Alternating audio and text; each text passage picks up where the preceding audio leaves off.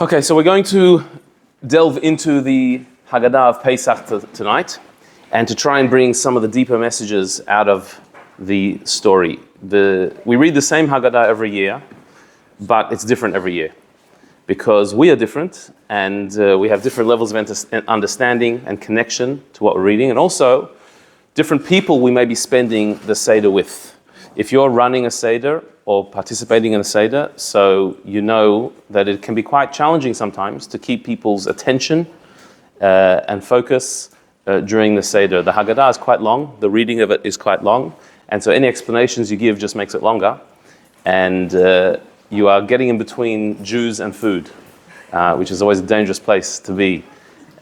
So the skill, the talent of running a Seder successfully is to balance between keeping the attention and engagement and keeping the tempo as well.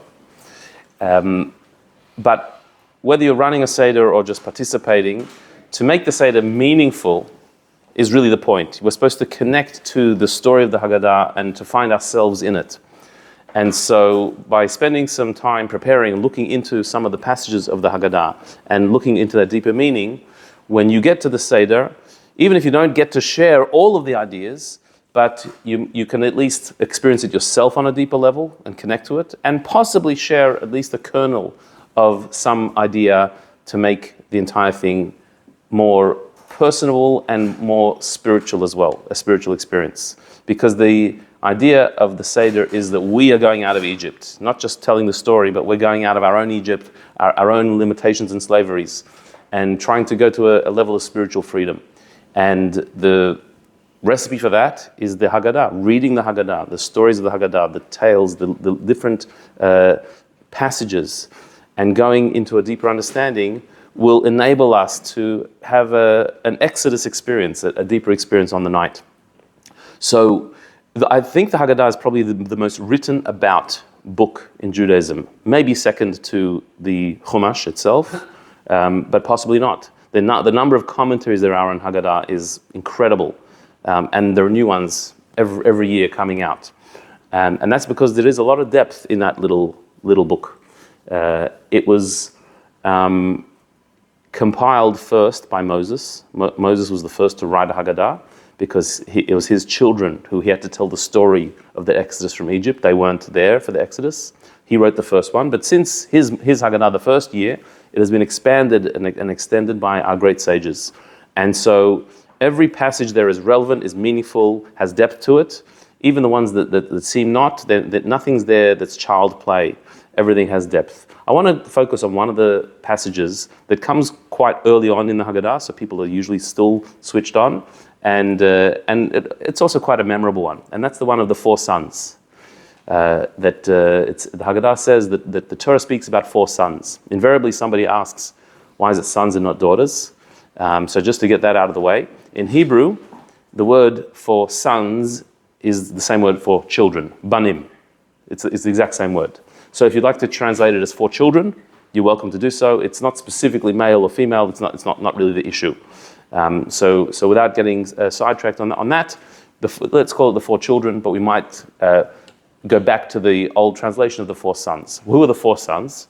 So the Haggadah introduces us to 4 sons that the Torah speaks about, that you need to tell the story of the Exodus from Egypt. Since the whole premise of the Haggadah is you're telling the children, the next generation, the story of the Exodus. So the Haggadah at the beginning says the Torah in 4 different places speaks about a parent speaking to the child about the Exodus from Egypt. And by the conversation, by the wording of the conversation, you can discern that there are 4 different types of children that are being spoken to. So the Haggadah lists them. What are the four sons, the 4 children? Anyone remember? The wise, the wicked, the simple, one that's stupid, and the one that doesn't know how to ask.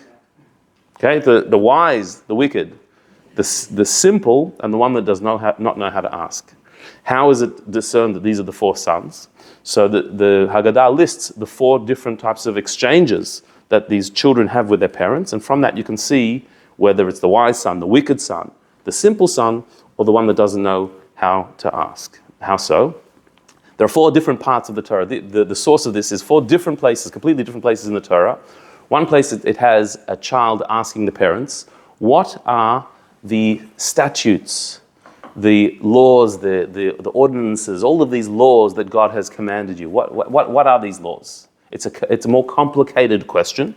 He lists 3 different types of laws, eidos, chukim, and mishpatim, which translates to testimonies, statutes, and laws.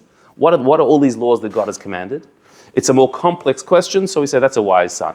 That's a clever son who's asking a wise, deep question. And so the Haggadah says, what do we answer such a son?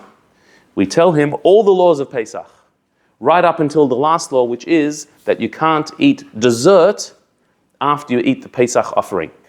The night of the Seder, we have a festive meal, and we end it with a piece of matzah called the afikoman. The word afikoman is actually originally Greek, they say, and it means dessert. And it represents, that bit of matzah we eat at the end of the Seder represents what was eaten in temple times at the end of the Seder, and that was the Pesach lamb. And the Mishnah, the Talmud says that at the end of the meal you eat the Pesach lamb, you can't eat anything after that. That is the last thing you eat at the night, and you shouldn't eat any dessert after that. You shouldn't eat afikoman after that. You should only eat that as the last thing that should remain in your mouth. The taste should remain in your mouth. That's the last law of the Seder. And so the Haggadah says, the wise son, tell him all the laws right up to the last one. What's the last law? No dessert after the Pesach offering. Okay. Continues the Haggadah to the second son, the wicked son. The wicked son, what does he say? He says, what is this service for you?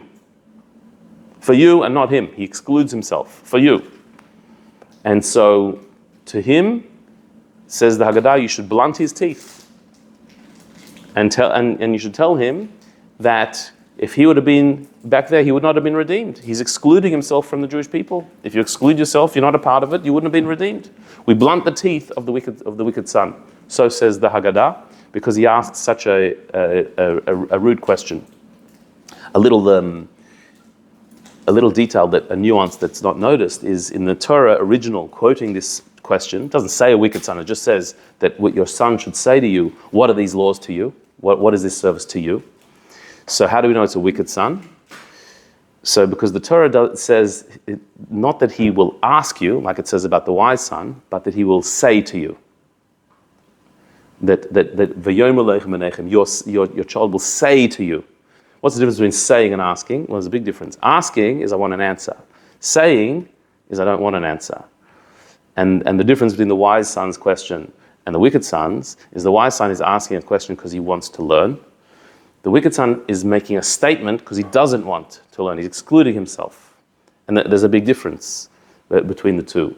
It's not always easy to discern. Sometimes you have to tell, is somebody asking a question because they want to learn, or they're asking a question because they want to attack? And they want to say, this is my problem with you, and so therefore I'm not participating. So the sages discern that this is the wicked son's question because it's not really a question. And he's excluding himself. So what do? We blunt his teeth. Haka es shinov, says the Haggadah, blunt his teeth, which is quite a strong sounding statement, and we give him his response. Then the Haggadah continues with the simple son who asks, Mazos, what is this? What's going on? A very simple question, not a complicated question, not a pointed negative question, just like, what is this? What is happening here? And so it says you should tell him that God took us out with a mighty arm. He took us out of Egypt. We're celebrating the exodus from Egypt. That's what's going on here. An amazing miracle happened. God took us out. And so this is what we're celebrating. That's what you should tell the simple son who asks the simple question. And finally, the son that does not know how to ask is identified from a passage in the Torah where it speaks about parents talking to their children about the exodus, but there's no question. It's the parents initiating the conversation. All the other cases, the Torah speaks about a son asking a complex question, the son asking a negative, attacking question, the son asking a simple question. But then there's another place in the Torah where it speaks about the parents starting the conversation. The son didn't ask anything. And so our sages said that's talking about there's a son who doesn't know how to ask. That doesn't know how to ask. What does it mean doesn't know how to ask? assumedly is not even mature enough or aware enough to ask a question. So the Haggadah says, you initiate for him and tell him that God did these miracles for me, that he took us out of Egypt, so we should be able to sit here and do the commandments of God. You should initiate the conversation. And there ends the passage known as the 4 sons or the 4 children. We could just move on to the next passage, as often it happens at the Haggadah, but there's a lot in that little section there. There's a lot going on that we need to analyze. We need to analyze each one of the questions. What is so wise about the wise son's question that he asked? What are all these laws? Why is that wise? And what is the answer? Specifically, it mentions not eating dessert after the Pesach offering. After the end of the Seder, you can't eat dessert. You have to keep the flavor in your mouth. Why is that particularly mentioned as the answer to him? The wicked son as well. What type of response is it to blunt his teeth? Sounds violent. We smack him? Is it really suggesting that that's what you do to a son who asks a bit of a chutzpah question? Boy, you're supposed to smack him and knock his teeth out. What does it mean to blunt his teeth? What a strange statement to say. How do we approach someone like that? How do we do that to any child? And yet the Haggadah seems to be suggesting it. The simple son, is he good or bad? The wise son we're giving a lot of praise to. The wicked son we've got a problem with. The simple son, ask a simple question, we give it a simple answer. Is he good, bad? Is he going well? Is he on the right track, not on the right track? And the one that does not know how to ask, what does it mean does not know how to ask? Is it just because he's a little kid, he's a baby? What type of person is this, does not know how to ask? How do we relate to them? And what's the order there? Wise, wicked, simple, doesn't know how to ask. The Seder is called Seder, and Seder means order, which means everything in the Seder is a specific order. So wise, if it's in order of the best to the worst, so the wicked should be at the end, surely. And if it's some other order, so then what's the logic in it? That we put the wise one first, and then the wicked one right next to him, and then simple, and then the one that doesn't know how to ask. So there have been so many commentaries on this. Rabbi Nachman of Breslov, he said that every day is a different day, every moment is a different moment, every second is a different second, and we are like a different person all the time. Each one of us go through different times and stages, not just in our life, but even in the day. And he said that the 4 sons, we are all of them. Each one of us experience every single one of those states. Sometimes we're the wise, sometimes we're the wicked, sometimes we're simple. Sometimes we don't know how to ask. We go through that, not just in our lifetime, within a day, we could shift from one to the other. Because each one is not just a description of a child, a particular child, it's a persona, it's a state of being, it's a mood, it's a spiritual state. And each one of them we go through at different times. And so if we get to know each one of them and appreciate who they are and what their question is, we'll see that each one has a place, each one has a particular relationship that we need to relate to them. And the Haggadah and the Torah is telling us that as parents, as teachers, as mentors, as role models, whatever position you have, you need to be able to respond to these 4 different types of questions. And also as a person within yourself, you need to be able to identify within yourself the wise, the wicked, the simple, and the one that doesn't know how to ask. When are you in that state? And how do you respond to yourself in that state? So let's go into it. The wise son, what is his question? What are the testimonies, the statutes, and the laws that the Lord our God has commanded you? He specifies 3 different types of commandments. He doesn't just say the mitzvahs, the commandments that God has commanded, but he specifies 3 different categories of commandments.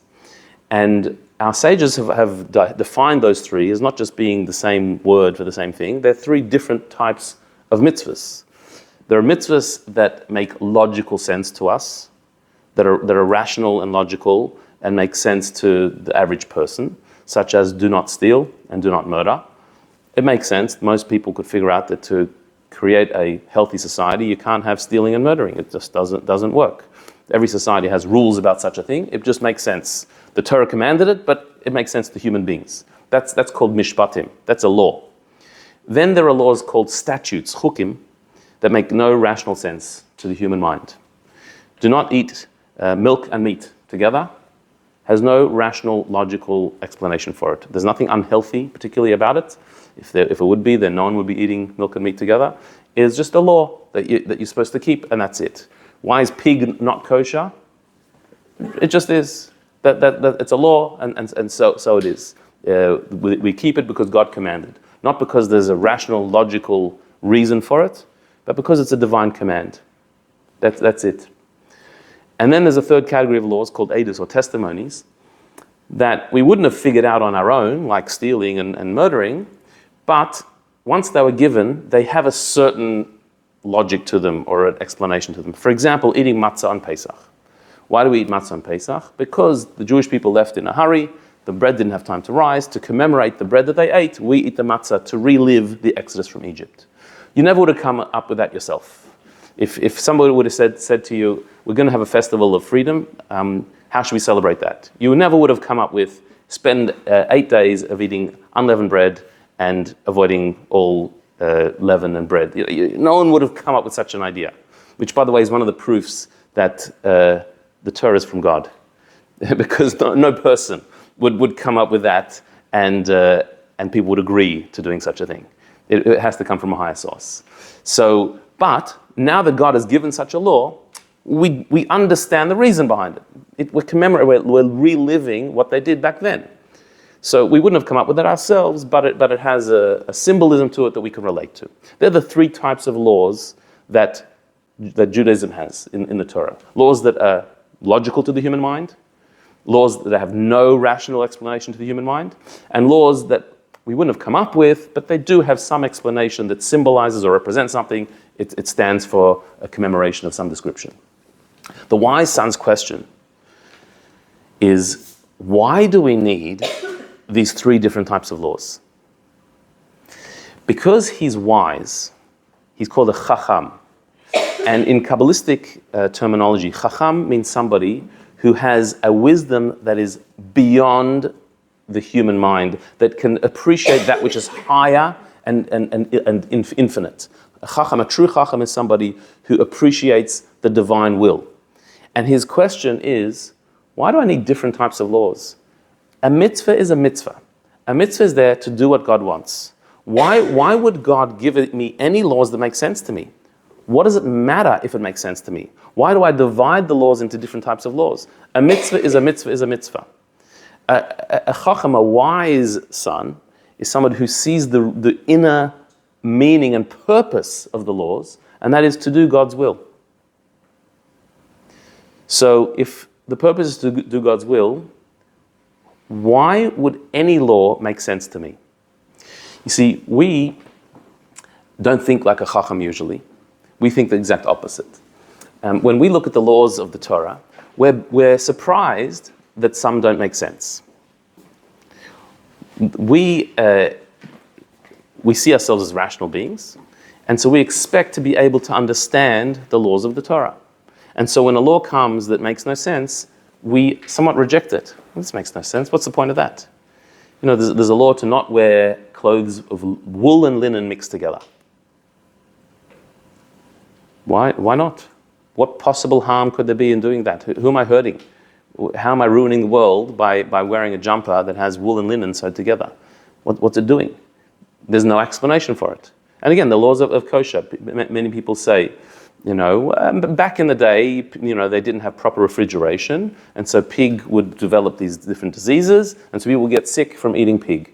But these days, we don't have these diseases anymore. We've got fantastic fridge, so it shouldn't apply anymore. So when you point out to someone, well, if that were the case, then don't you think others would stop eating pig? If everyone's getting sick from eating pig, except for the Jews who are not eating pig, wouldn't people catch on that there's something about this pig that they shouldn't be eating? Surely that wasn't the reason why they didn't eat pig.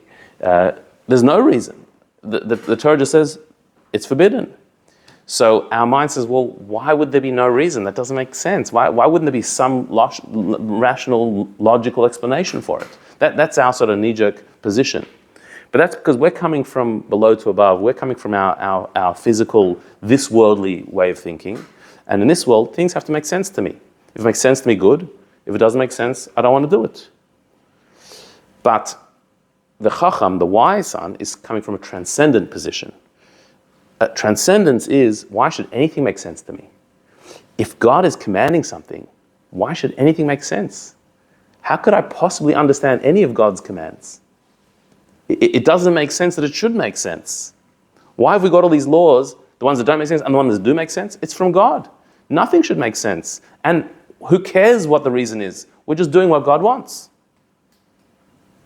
The Chacham has gone to a higher level of understanding. He's asking a very deep and profound question. Where is he wrong? So we know he's wrong because the mitzvahs, the commandments, are a relationship with God. The word mitzvah is usually translated as commandment, which is that's the literal translation. But in the Zohar, the Kabbalistic translation of the word mitzvah is connection, relationship. The idea of a mitzvah is a relationship. And if you look at the mitzvah as a relationship, you understand why some things have to make sense and some things have to not make sense. Because that's how it works in relationships. This is familiar to us. If we go into the familiar territory of relationships, in any good relationship, there will be parts of the person who I'm relating to that I relate to and understand, and parts that I simply do not understand, that baffle me, and I don't get. This is the source of great frustration in our relationships. Because if you would explain to me why you're behaving that way, if you would give me the words that make sense why you want this, then I'll do it. But if you can't explain it, what do you want from me?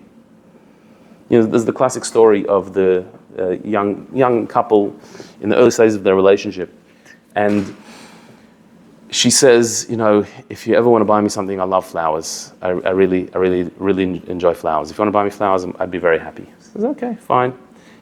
He comes home soon after that with a box of chocolates and presents her a box of chocolates. So she says, thanks so much. But I did mention that I really like flowers. And he said, yeah, I know, but like, what's the point in buying flowers? I've never seen a point. Flowers are a real waste. You buy them, you put them in a vase, they're dead and smelly after a couple of days, and they're gone, they're finished. And that's it, you know, $50 down the drain after a couple of days. There's no real use of them. Box of chocolates, on the other hand, you enjoy it, you eat it, it's sweet, I get one, it has use, it has purpose. So she says, yeah, I know, but I really like flowers. And he says, so why? Why do you like flowers?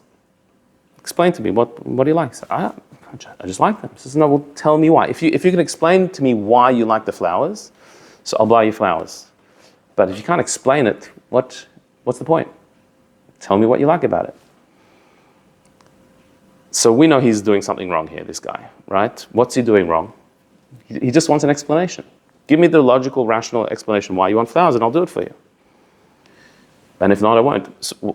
So what's wrong with that? Anything wrong? It shouldn't always have to make sense to him. Like, it's not designed the whole world to make sense to him. Yeah. Other people. Yeah, not everything has to make sense to you or to anyone. Not everything has to make sense. What he's basically saying is that if it relates to me, if I can understand it, then I accept it. And if not, I reject it. That means your mind is the be-all and end-all. Like your logic, that's all that matters. If it makes sense to me, good. If not, it's gone. It's not in my life. Which basically means he's not in a relationship.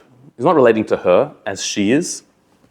He's only relating to her as she relates to him, as she fits into his paradigms and his way of thinking.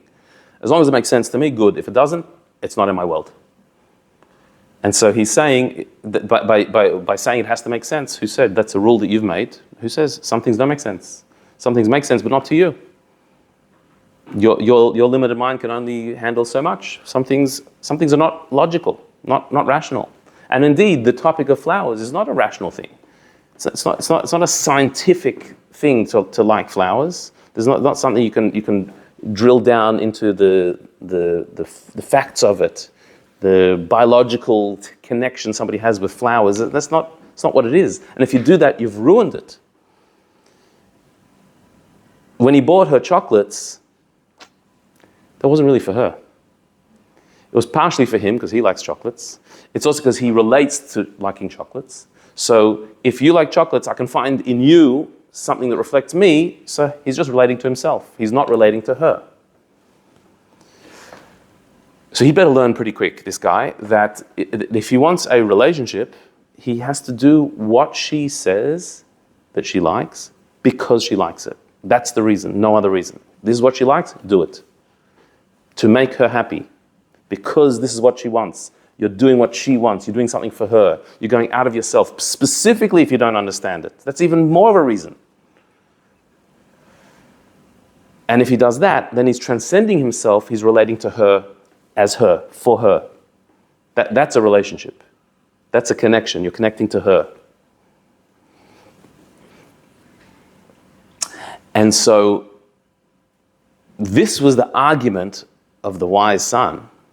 What do we need mitzvahs that make sense to us? Logical. We need rational, logical mitzvahs. We need explanations for the commandments. That's not a relationship. A relationship is, I do it because that's what you want. God wants it, I do it. A relationship is going out of myself, going beyond myself, and connecting to you for you. So why is it that we spend time explaining mitzvahs, going into the rationale and the reason for mitzvahs, trying to find a connection that we can relate to, an explanation that makes sense to us, that inspires us? Just tell me, this is what God wants, and that's it. I want to be the husband that buys the flowers because that's what she wants, not because I understand it. The very definition of romance is doing something for no particular reason. Just because it makes you happy. That's it. That's what's romantic. The wise son understood this secret of romance and says, all the mitzvahs should be just God wants, and that's it. Just like I have no idea why you don't want me to eat milk and meat, I just do it. I don't know why linen and wool can't be in my shirt, I just keep it. So too, you want me to eat matzah? I'll eat matzah. I don't need an explanation. I shouldn't steal? Okay, I won't steal. You don't have to tell me why. You don't have to tell me the reason. I just won't do it because God says. Why give explanations, excuse me, to mitzvahs? Why even go into it? That's the wise son's question. So what's the answer?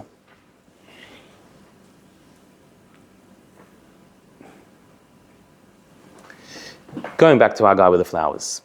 Let's say he learnt this lesson. My friend took him aside and said, listen, if you want to stay married, just yes, dear, is what you have to say. You know, that's what they say at all the weddings, right? That just say, yeah, that's what you want, yes, dear, and just do it. Just do what she wants because that's what she wants. That's what you should do.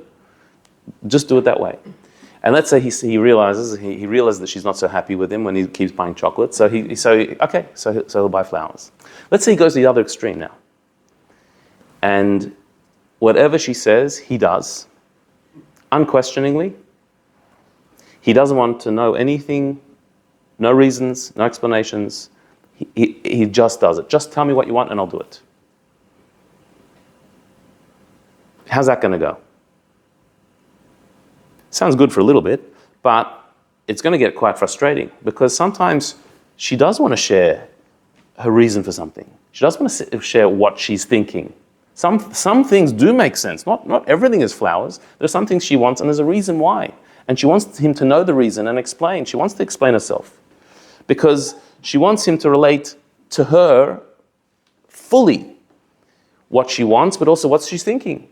Relate to her desires and what makes her happy, but also relate to what she's thinking about and why she's thinking that. If you want to relate to me, you want to know all of me. If you just become this robotic response machine where whatever you say, I do. I just do it. I don't need explanation. Just press the button and I'll do it. There's no relationship. Before, when he was only buying her chocolates and things that he understood and he appreciated, so there was no real her in the relationship. It was just him. But if he goes to the other extreme and just does whatever she says, there's no him. Is he not interested in her? Does he not want to ask a question? Except that some things you can't understand, but some things you can. You have to be in the relationship. Otherwise, you become a robot, automaton. It's not a being. It's not a person. There's no connection. Mitzvah is connecting to God. Connecting means to God. That means you connecting to God. So the reason you do a mitzvah is because God says. But if God wants to also give you some insight, some understanding, some explanation, so your mind should also be involved in the mitzvah, you should listen. You should be attentive to that. You should want to know. And so our response to the wise son, whose question is, I just want to do the mitzvahs. Whatever God says, I'll do it. I don't need any explanations. It's a deep position. It's a wise position you're coming from, but it's not getting the full picture. Because God wants us to connect to him with our full being. And that means also intellectually connecting to him. Study the reasons as far as you can understand of a mitzvah. Knowing that you can't get to the full depth of it, it's ultimately God's will. But what you can understand, study. This is hinted at in the words of the Haggadah, where we teach the wise son the laws of the Pesach, right up to not having dessert after the Pesach offering. Why can you not have dessert after the Pesach offering? The last taste in your mouth has to be the Pesach offering. Today, the last thing that tastes in our mouth is the matzah that we eat, the afikoman. So we don't eat after that. But in those days, it was the Pesach offering. The taste in the mouth, what is it, a taste? A taste is your feeling, your understanding. In the Hebrew language, the word for taste, tam, is also the word for a reason. Tamei HaMitzvot is a book of reasons of the mitzvahs. Literally tastes, the flavors, the flavor of the mitzvah. You have to do a mitzvah with some flavor. Not blandly, not blindly, not robotically, but do it with some flavor, with some taste. You have to leave the taste in your mouth. It has to be with your full being. You could serve God, just, I'll do whatever he says. But if you do whatever he says with that commitment, but what he wants is for you to do it with flavor, with taste. Understand why. Do it with passion. Do it with your brain, your heart, your entire being. That's how mitzvah has to be done. Just like our young husband, yes, do what she wants, make her happy. You don't have to understand everything, but also try to understand what you can understand. Be interested, be curious in her. You have to be in the relationship, just like she has to. So too with our relationship with God. And so here, the Chacham, the wise son, is wise, but he's a child. It's a stage of wisdom, but he needs to be educated as well. To accept God's mitzvahs, to do it for God's sake, but also do it with flavor, with meaning, with understanding. That's the wise son. How about the wicked? The wicked son is excluding himself. He's making a statement as opposed to a question. And the Kabbalists say that, interestingly, the 4 cups of wine that we drink at the Seder correspond to the 4 sons. The first cup of wine is the one that we make Kiddush on. That corresponds to the wise son, because Kiddush, holiness, is very much what the wise son is about, which the word Kiddush is. The second cup of wine is the cup of wine that we fill but don't drink until we finish reading the entire Haggadah. Which means that the bulk of the night is spent on the second cup of wine, which is the wicked son.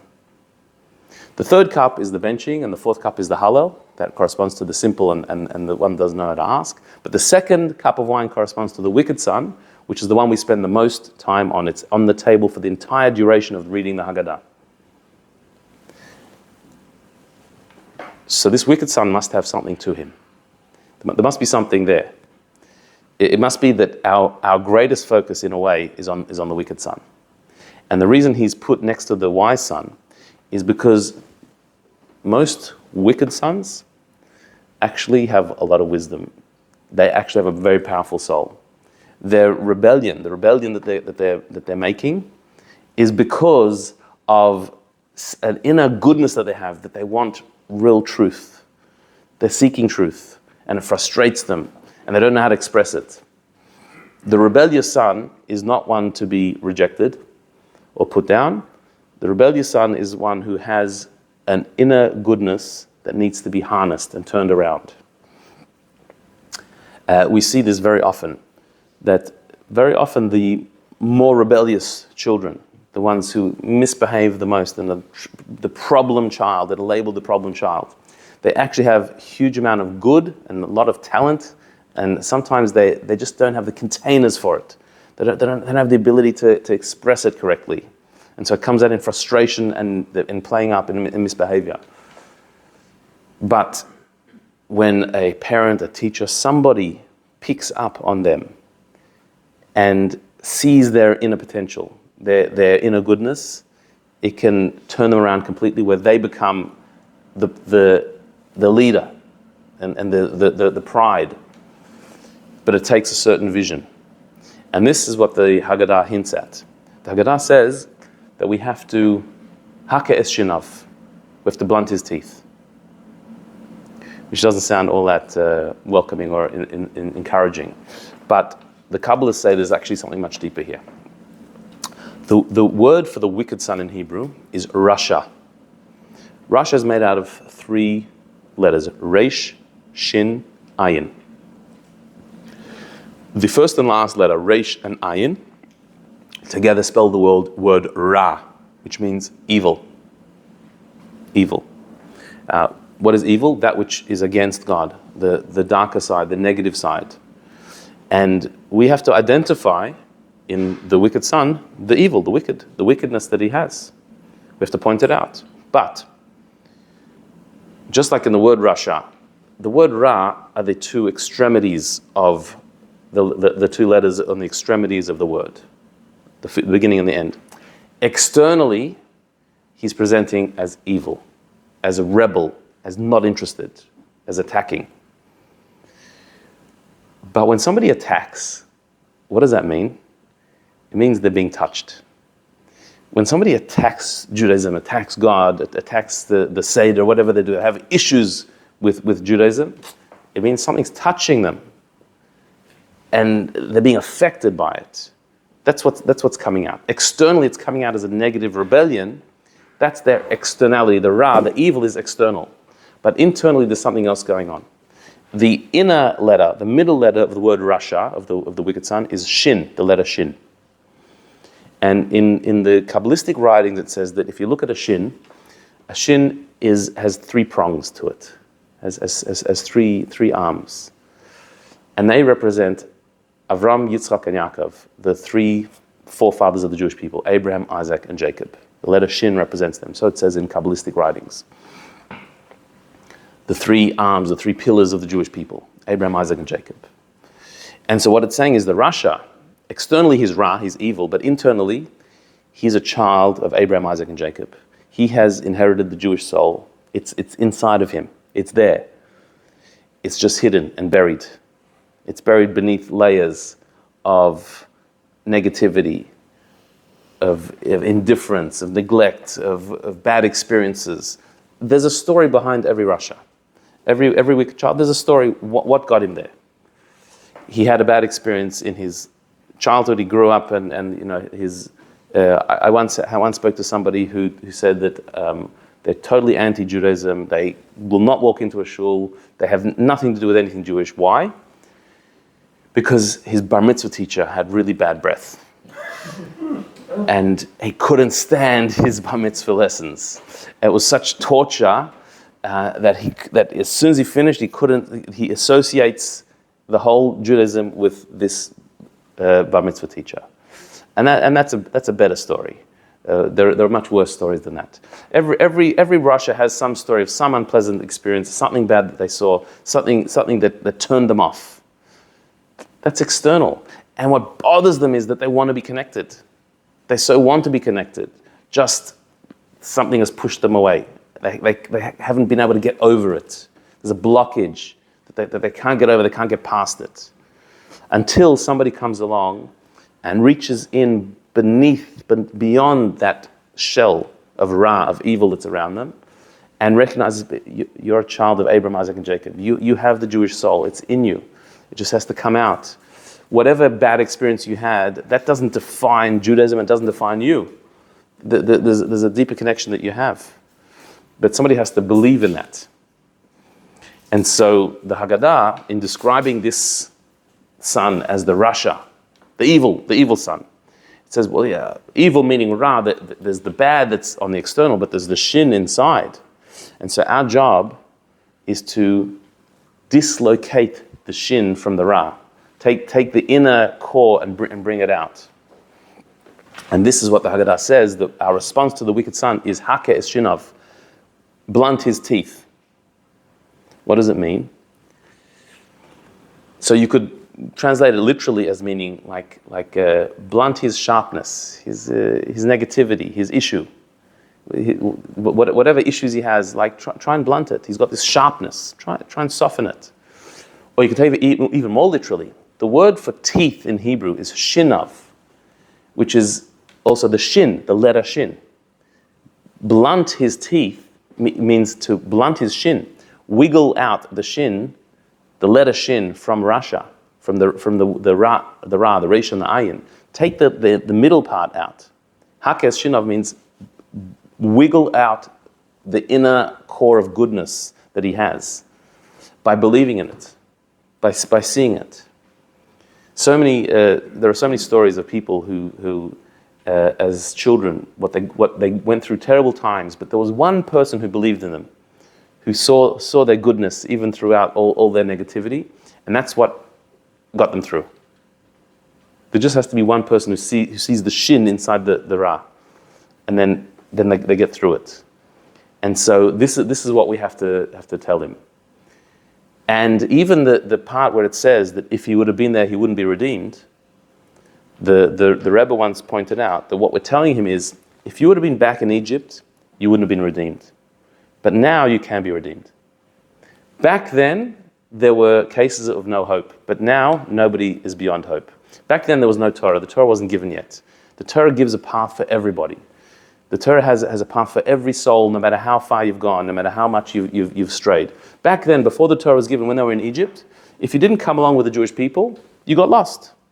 It says that 4/5 of the Jewish people stayed in Egypt and disappeared. They didn't come out of Egypt. If you didn't want to, if you didn't believe in it, if you didn't play along and toe the line, you're out. They left. But after the Torah was given, you can't lose your Jewishness. You can't lose that soul. It's in there. If you're a child of Abraham, Isaac, and Jacob, so then it's there forever. The shin is always there. And so if you would have been back there, you wouldn't have been redeemed.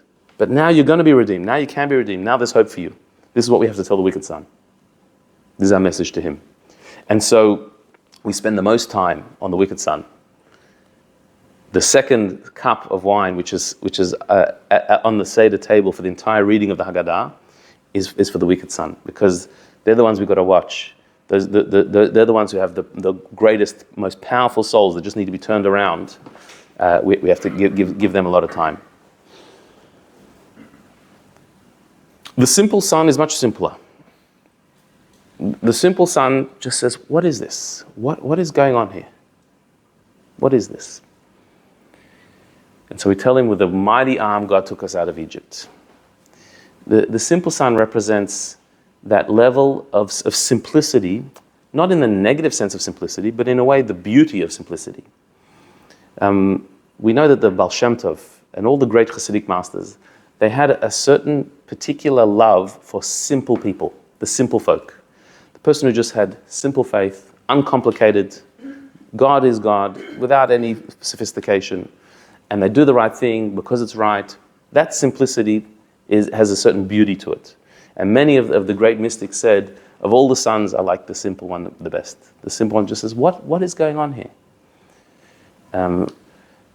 One of the Hasidic masters, the Yismach Yisrael of Alexander, one of the great Hasidic masters of Poland, he said that the simple son represents that moment when in your spiritual journey, you become aware that something is going on. You have no idea what it is, but you know there's something there. we go about our lives day to day. We live a very, very day-to-day existence. You know, we go to work, we come home, we make dinner, we clean up, we do our chores, we answer our messages. We go about our normal business. But then there's certain moments where you sense there's something bigger to life. You don't know what it is. You're not actually quite sure what it is, but you sense that there's more going on than just me getting up in the morning. There is a bigger story happening here that I'm a part of. I don't know what it is exactly. I'd like to know what it is, but I have just an inkling of a sense of it.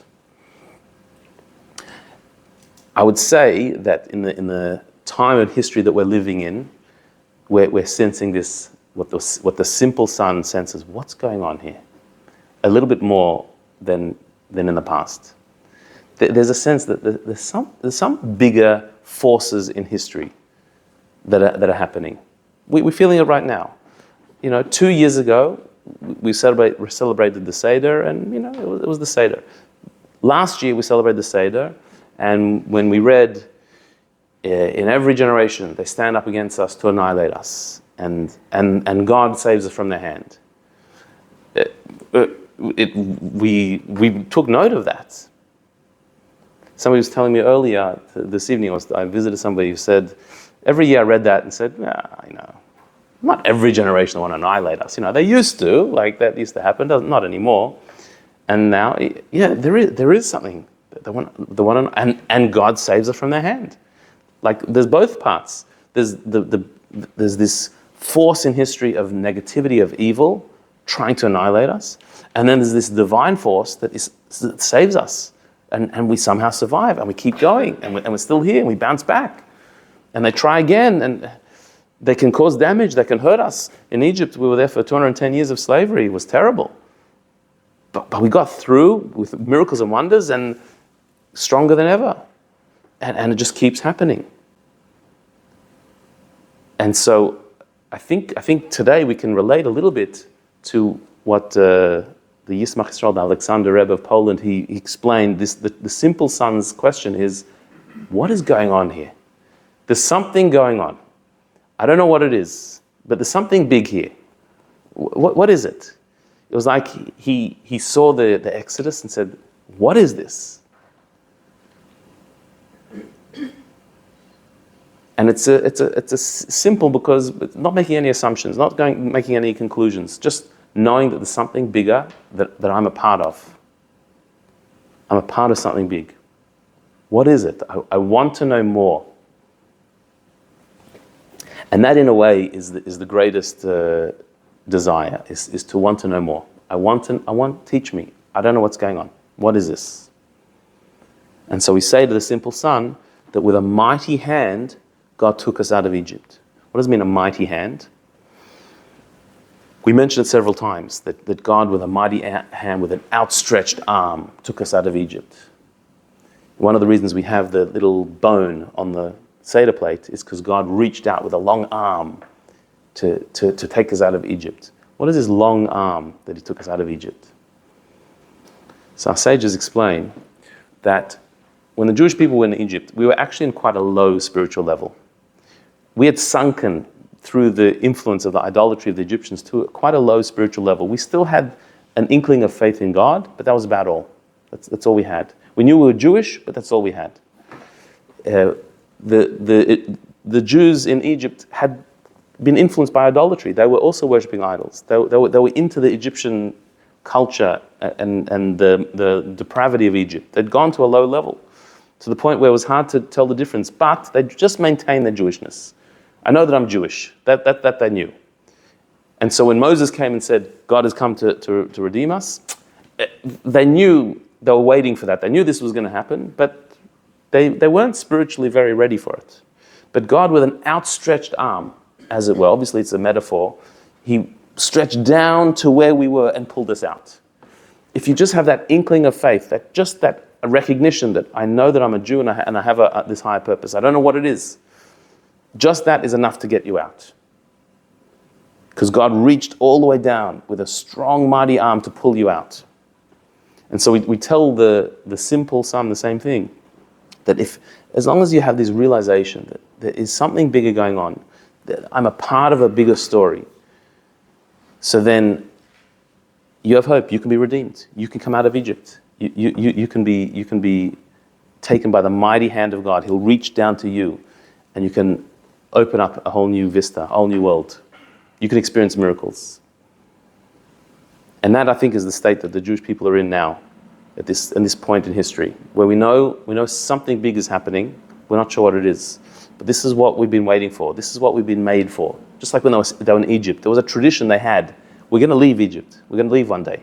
God told Jacob, our forefather, that we're going to be slaves, but we're going to go free.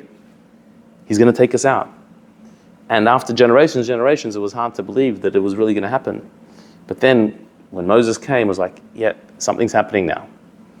And they held on to that, and they believed, and they came out. And so too we've had this belief where every single year we sat at the Seder, and we said, next year in Jerusalem.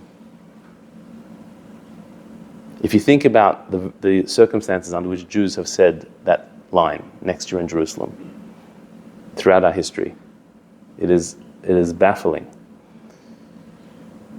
I mean, we could go to Jerusalem if we want, and throughout history, you could go and visit Jerusalem, but throughout the Crusades and throughout the Inquisition and the Holocaust, next year in Jerusalem, we're going to be in Jerusalem. It was passed down from generation to generation that we're going to get there. One day we're going to be in Jerusalem. That this is a journey. It started in Egypt. It ends in Jerusalem. And we're a step closer. We're getting there. We always know it. Every Jew has that somewhere in their subconscious that next year in Jerusalem, we're going to be there. So the simple son has a sense that, yeah, something is happening here. There are these powers that are moving history towards some greater goal. What is this? His question is, what is it? What is this power? It's the mighty hand of God that is reaching down to you, and to bring you out. And finally, the son that doesn't know how to ask. He comes last because he's the worst off. The wise son has a very intelligent question. He needs to be educated further, but he has a wise question. The wicked son is challenging and negative, but that means he's been touched by something. He's bothered by it. The simple son just wants to know what's happening here, has a sense there's something big, and so he can come on the journey. The one that doesn't know how to ask is the biggest problem. Doesn't know, the word know, knowledge in Hebrew, means to be connected or involved. Ladat, to know something, means to be involved in it, to be engaged.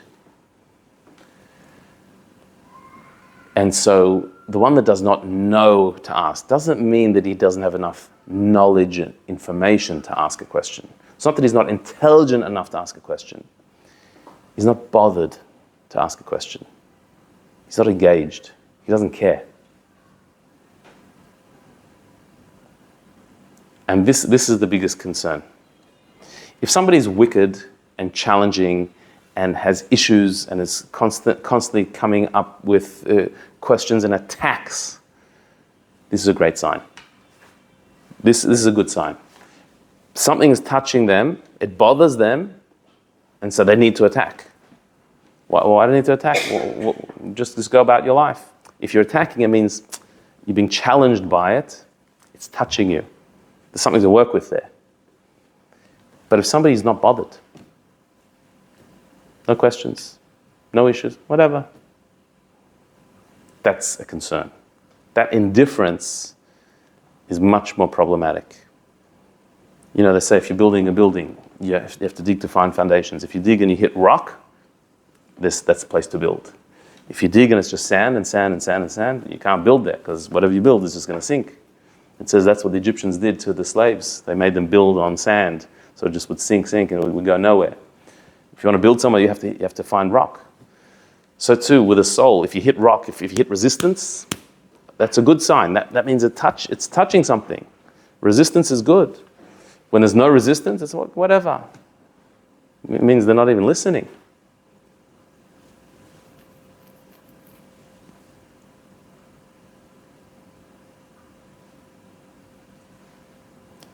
When I'm giving a class, it's the same thing. If you're teaching, if no one has any questions,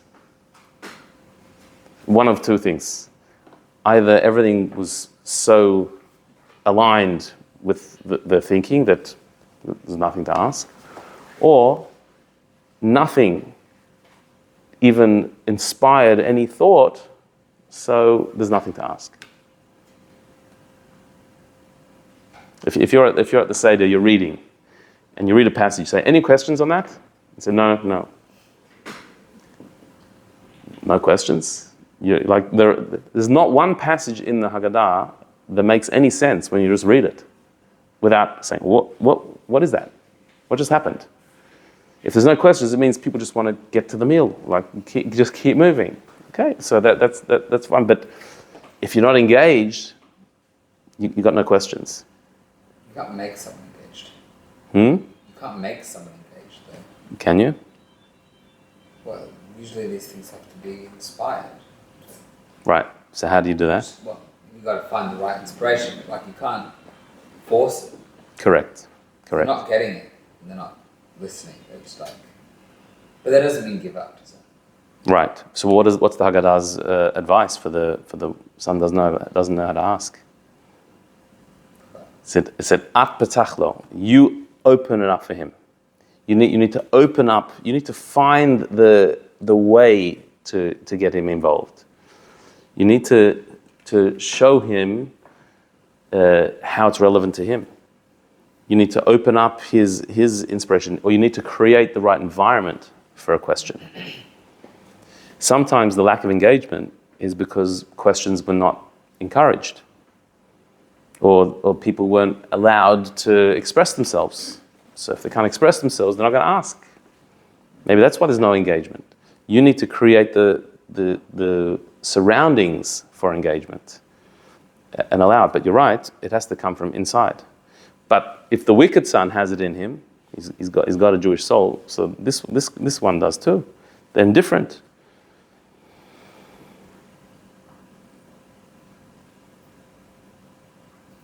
Some people, their questions were shut down. They had questions, and they were told, "Don't ask questions. We just do." Well, then they'll stop asking, and then they're switched off. Whereas if they're encouraged to question, this is I think one of the messages of the Seder. It has to be questions and answers. You know, Manishtana is the child's question. In the Code of Jewish Law, it says that you can't start the Seder until the question is asked, until the child asks the question. And if the child doesn't ask, so we make them ask. We do things unusual to make them ask questions. You know, the whole reason at the beginning of the Seder, we make Kiddush, then we go and wash hands, no blessing. We don't make a blessing like we usually do. And instead of making a blessing on washing and then having the bread, we have a vegetable dipped in salt water. Why do we do that? To make the kids ask. That the kids should say, Manishtana, what's going on? Why is this different? We're doing things to make them ask questions. Because you can't do the Seder without them asking questions. And so it says in the Code of Jewish Law that if you don't have children, so then adults should ask each other the question. And if you're all by yourself, you should ask yourself the question. Because there has to be an answer to a question. Why does it have to be an answer to a question? Just say the story. It's not the same. If there's not a question, then the answer's not interesting. If there's no engagement, if there's no curiosity, so then to give a lecture doesn't work. It has to be answering a question. There has to be a need. And if there's no need, create the need. This is a fascinating uniqueness of Jewish thought. We ask questions. We question things. We delve into them. Unlike the wise son's assumption that you should just accept. Of course we accept. And along with that acceptance, we also ask questions. Because that is an engagement. So when we get to the son that doesn't know how to ask, he's the one that we're most concerned about. He's the worry. He's at the bottom of the list because the wicked son is engaged enough to challenge. This one is not even engaged to ask questions. And so we need to open something up in him. We need to show him that we want you to be engaged. We want you to ask questions. And so the wicked son, we brought out his goodness, his inner goodness. We liked his challenge. We embraced it. We gave him the attention. So the one doesn't know how to ask, you should be inspired to ask. Don't be shy. Why is he last? Because he's the worst off. But if he's, that means he should be first, because he needs the most work. Well, because you said he's the end of the Seder. not the end of the Seder. He's not necessarily he needs the most work. He's the most worried. The order of the four sons is from highest to lowest. So the one who's on the highest level to one who's on the lowest level. You said because the wicked son is pretty much the whole Maggid. Right, but if the one that doesn't know how to ask, he has to be upgraded to a wicked son. He has to start challenging. He first has to get to the stage where he rebels a bit. That will be the good sign. The good sign of the one who doesn't know how to ask is when they start rebelling. When they start getting frustrated about something. Oh, now there's something to play with. Now we can work with you. So we give the attention to the wicked son because this is someone to work with. The one who doesn't know how to ask, there's nothing to work with yet. Until he gets engaged. But who do you give all these questions to? You've got only four questions, but you've got a lot of children. Who do you give them to? Well, like I said before, that we all of them, each one of us. Sometimes at the Seder you give people a turn to read. Each paragraph. So this, okay, please the wise son, the wicked, like what? You're the wicked son. The person who reads it is the wicked son. No, we're all of them, even in one day. So sometimes we're the righteous, wise son who just wants to do the right thing. We don't need any explanations. Okay, that's nice, and that's good. Sometimes we're the wicked son who has issues, with problems and questions, and we're attacking and antagonistic. Sometimes we're just have the wonderment of the simple son, and sometimes we're also disengaged, like the one doesn't know how to ask, just flat. So there's stages we can go through. One of the commentaries said that they're like 4 generations. There was the wise son who knew everything. Like in our families, we can go back to the person who was, everyone says, my grandfather was a rabbi. Everyone I meet, by the way, everyone says, my grandfather was a rabbi. Yeah, I'm sure they were. Like back then, everyone was just rabbis. So there was the rabbi who, was wise, knew a lot. But then, the war and whatever, and like the child of the rabbi rebelled and was the wicked son who just rejected everything and went off the path. So that one's son was very simple. Like he remembered his grandfather, he knew he was Jewish, but that was it. Didn't have issues necessarily, but was very simple in their observance. And then the next generation didn't even know anything. By then, like they're so assimilated, they don't know the first thing. There's like 4 generations: the wise, the wicked, the simple, and one doesn't know how to ask. But we could also go the other way, and we could say that we all, at certain points, are disengaged. I just don't care. Like sometimes it just doesn't bother us, one way or the other. That's where we start. The first thing we need is a bit of wonder, like the the simple one. There's something going on here. Something is happening. The Jewish story is our story, and it's happening now. It's not just once upon a time in Egypt we were slaves and Pharaoh was trying to kill us, and then we made it with all these miracles, we came out. This is our story. It's happening to us now. The Jewish people are right now also being threatened and there's the whole world is looking towards us, like saying, what's going to happen next, and what are these people doing, and who's right and who's wrong, and it's always about us. The story is always about us, because it's the same story. So, at least like the simple son, you can't be indifferent to this. And I think a lot of people who were indifferent to their Judaism not long ago have woken up, and now are at the stage of the simple son that is like, what is going on here? There's something going on here. But then you might go through a bit of rebellion stage and say, well, I don't know if I want this. Do I want to just be a perpetual victim? Do I always want to be chased and persecuted? And I'm not sure if I want this. But then there's a point where the wicked son realizes that they have a Jewish soul. There's nothing that can get that away. They'll never go away. You can't run away from it. You have to embrace it. And that's when they become the wise son, the one that actually wants to know and engage and learn. And so this happens to each one of us. We go from indifference to wonder, to rebellion, to acceptance and embracing our true identity. And with that, we can be redeemed. But all four sons have to be at the Seder. We have to invite and embrace all four. Wherever you're at, wherever your guests at your Seder are at, whatever stage they're at, whatever place they're at, they have a place at the Seder. Okay. Any questions, comments, thoughts?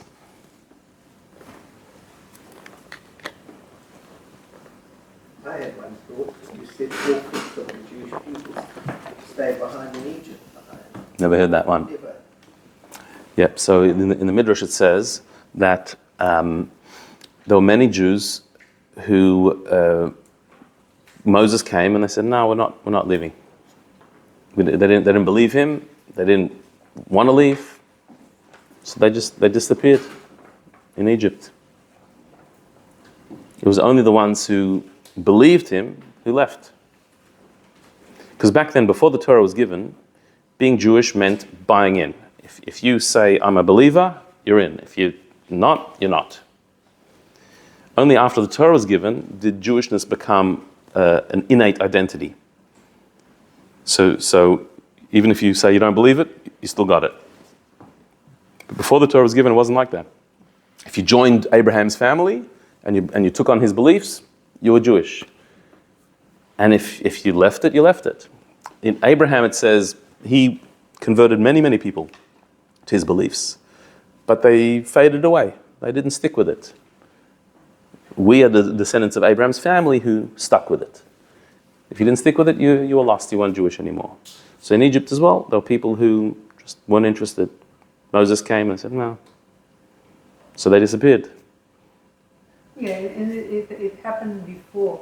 You said that many people stayed behind, but who were this Arab Rab? A lot of people who left Egypt, who were they? Erevav is the mixed multitude, and there were people, non-Jewish people, who joined, and Moses accepted them as a part of the Jewish people. And when they got the Torah, they became Jewish? Yeah. So the way non-Jewish people who left and Jewish people stayed behind. Correct. Yeah. Swapped. That's right. That's right. But it's happening now as well. Like, for example, even exodus from Soviet Russia, many stayed behind and many non-Jewish people joined Israel. Correct. And became Jewish and took part in it. So it's nothing unique about it. Yeah. So if you take this metaphor of the four sons, should we strive to be the wise one? Because even that's not ideal. Well, he's a student. He's asking questions to learn. So that's, the wise son doesn't know everything. He still needs to learn. So is the metaphor saying we're never going to be tzaddiks, we're never going to reach the level above the wise one? Yeah, that we need to be constantly learning and wanting to take the next step and do a bit more. That's what the wise son wants an answer. The wicked son asks a question because he wants a question. The wise son wants an answer. I want to learn more and teach me more. I don't know everything. That's also wisdom. It says the point of wisdom is to know that you don't know. The wisest person is somebody who says, I know nothing. And the connotation is that we're sons, we're not masters. Right. We're still learning. Yeah. We're children. in progress. Yes. Yeah. On the other hand, I've heard that these, the four sons, they represent groups of Jewish people. Mm-hmm. Wise, wicked. Yeah. Yeah, you could see it that So way. it could be different Mm-hmm. explanations. Yeah, 100%. There's many explanations. But I think it's always better to find yourself in it. To find yourself in the four. The fourth son is so difficult Mm-hmm. because sometimes when you're trying to draw someone in, it's more harmful. Mm-hmm. Trying to, I don't know how to phrase it. Sometimes the best thing you can do is just leave them and Yeah. let them come to it themselves. Yes. Interestingly, when it refers to the response to the fourth son, the one who doesn't know how to ask, it uses a feminine rather than masculine. It said at petachlo, at instead of ata. It says at, you in the feminine. So the sages say that the difference between masculine and feminine energy, masculine is expressive and more aggressive energy. Feminine is more creating a space type of energy. That the masculine is like a conqueror and the feminine is like a nurturer. And so these are the two approaches, when you have somebody who's not engaged or not asking questions, to try and convince them or tell them to do it, that's not going to work. It has to be the feminine nurturing where you create a space for them to do it, as opposed to pushing it. It's like appealing to the head and appealing to the heart. Mm-hmm. Yeah. Yep. Furthest distance. I don't know. The head to the heart, correct. I never realized, but the story begins with like an outstretched hand with Batya. Like Mm-hmm. Hashem, extends her arm out. What is it like? A crazy. It's a midrash. Right? Yeah. To reach out to save Moses. Yeah. Apparently she was going there to convert. Correct. Yeah. Batya was going to the river to immerse, to convert to Judaism, and that's where she found Moses. But the question is, why did she reach out her hand? When they couldn't reach. You can't reach. Yeah. It was meters and meters away. Why did she even do it? So she wasn't thinking. She was like, "There's a child I need to save." So she reached and it worked. And the outstretched arm brought Moses. A relevant question: did Yetziat Mitzrayim really happen? Because there are no historical evidence, or we should just believe. It's not correct.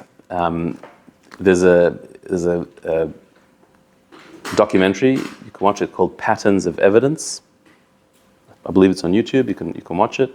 There's plenty of evidence. There's a lot of evidence. We don't need it because we have a direct line of telling the story from when it happened till today. So we don't need anything more than that. But there's plenty of archaeological evidence. People have been looking sometimes in the wrong place or not recognizing what's there. There's a lot. Patterns of evidence. Have a look at that if you're interested in that. Or the two cities, Pitom and Ramses, were never found. That could be. Yeah, but like they were looking for Nineveh for many years, and then they found Nineveh. Yeah. So maybe they'll still. In the Torah, Yeah. They'll still find it. But we are the evidence. But I had the explanation that the whole story is just it's on the spiritual level. No, you can't. There is also archaeological. There is. We don't need the archaeological proof, but to say the story is just symbolic. Then the whole Torah you can say just is metaphors. Like you can't. We were in Egypt. We're telling the story of where we were. It's funny. Like if we're going to make up a story of our history, that wouldn't be it. No one makes up a story that we were slaves, like we were the most downtrodden people. You know, everyone else makes up stories about the history that they descended from gods and from warriors, and and like we were schleppers in Egypt. We were like, like, what are you making that up for? The other one is a lot of religions, when they talk about their prophets, they don't really talk about how, like, they lift them up on a pedestal, like they were great, they were mighty, they were wise. But a lot of our prophets came from nothing, and they were paupers, and they were criminals, and then they developed and made mistakes. We have stories of each one, what they did wrong, and yeah. And other religions are also like single-handed accounts versus like the Torah is in front of everyone. So Mm-hmm. this is also. Yep.